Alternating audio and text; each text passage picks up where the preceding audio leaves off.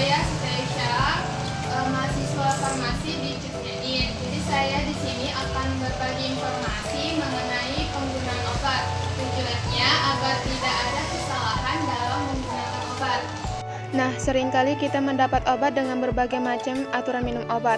Nah, ada yang 3 kali sehari, 2 kali sehari, 1 kali sehari. Selain itu ada juga obat yang diminum sebelum makan, di saat makan, maupun sesudah makan. Kemudian, ada juga obat yang diminum di pagi hari, siang hari, sore, dan malam hari. Nah, obat itu sendiri ada 2 sifat. Yang pertama, sifatnya menyembuhkan, dan yang kedua, sifatnya meracuni. Obat yang bersifat menyembuhkan apabila dikonsumsi dengan cara, dosis, waktu, dan aturan yang tepat. Kalau obat yang sifatnya meracuni, artinya jika kita mengkonsumsinya tidak tepat. Nah, bagaimana sih cara kita mengaturnya? Nah, untuk obat yang diminum 3 kali sehari, itu artinya obat yang diminum dalam selang waktu tiap 8 jam. Nah, dari mana dapat hitungan 8 jam itu?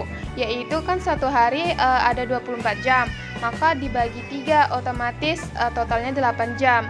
Ada juga obat yang diminum dengan 2 kali sehari, sama, maka diminum dalam selang waktu tiap 12 jam. Contoh, jika ibu dan bapak minum obatnya di jam 7 pagi, maka untuk dosis selanjutnya ibu meminumnya di jam 7 malam. Nah, kenapa bisa begitu? Karena obat mempunyai kadar terapeutik yang berbeda-beda. Ketika obat membentuk waktu paruh, yaitu T setengah, yang dimana kadar obatnya itu menjadi setengahnya di dalam darah. Maka untuk dosis berikutnya itu harus masuk ke dalam tubuh, karena obat harus mempertahankan konsentrasi terapeutiknya. Nah, ada juga obat yang diminum di pagi hari, contohnya itu obat antihipertensi yang digunakan untuk menurunkan atau mengontrol tekanan darah. Contoh obatnya itu furosemid. Dia bekerja dengan meningkatkan pembuangan natrium lewat urin atau air seni, yang menyebabkan efeknya kepada pasien itu sering buang air kecil. Hindari penggunaan pada malam hari agar tidak mengganggu waktu tidur. Terus ada juga obat yang diminum di malam hari. Biasanya nih obat kolesterol, contoh obatnya simvastatin. Kenapa? Karena metabolisme lemak itu terjadi di saat malam. Jadi obat tersebut efektif jika diminum di malam hari.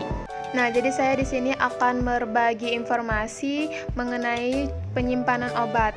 Nah, kalau kita menyimpan obat sembarangan, maka itu dapat mengurangi efektivitas obat dan juga dapat menimbulkan efek samping. Sebenarnya obat itu tidak boleh diletak atau disimpan di tempat yang terpapar sinar matahari, kemudian lembab, dan bahkan di freezer. Penting kita ketahui cara menyimpan obat yang benar untuk mempertahankan efektivitas obat dan tidak menimbulkan efek sampingnya. Dan obat juga tidak boleh disimpan atau diletakkan di dalam mobil karena suhu di dalam mobil itu tidak stabil, karena dapat merusak obat. Nah, kalau untuk obat oral seperti obat sirup, suspensi, emulsi itu tidak boleh disimpan di kulkas ataupun lemari pendingin karena obat itu sangat sensitif dengan perubahan suhu. Jadi kalau disimpan di suhu yang tidak sesuai, nanti dia bisa rusak obatnya.